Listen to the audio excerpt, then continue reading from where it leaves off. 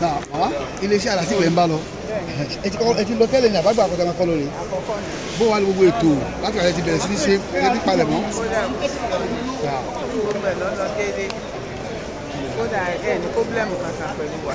Ilé sọ palẹ̀ṣẹ́ náà bẹ̀rẹ̀ sọ palẹ̀ṣẹ́ náà fáwọn kan máa wá rí. Àwọn tí wọ́n bá rí wa káwọn náà máa wá tẹ̀ ẹ̀ ní pọ́blẹ́mù. Baba Oja. Baba Oja ní Baba Oja. Wọ́n kọ́ sí olókọ́ mi bóòní. Àpapọ̀lẹ̀ náà. Eléyìí ṣe ìgbà àkọ́kọ́ ni ìyàrá ti lọ tẹ́lẹ̀. ìgbà àkọ́kọ́ mi ni olóṣèlú àlùbáríkà sí.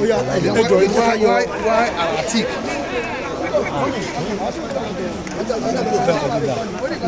Nǹkan tó dáa ẹ̀sán tó fẹ́ àdẹ̀tí àwọn ọmọ ti bá Alhatyq gbà ìròyìn tó mú wá ó lágbára àti di àdúgbò mo ti fi. Ẹ ti ń rí lẹ́wọ́ ìpalẹ̀mọ́ ètò owó sísan gbogbo ẹ̀ bó ló ṣe lọ.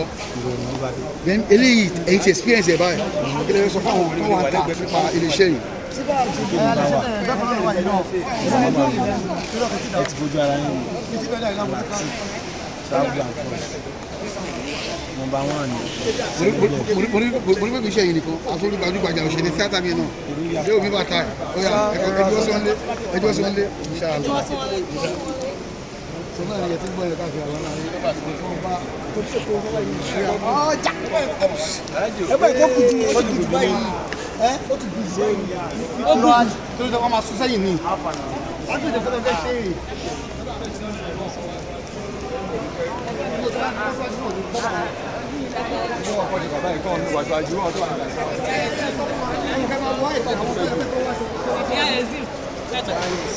Magic.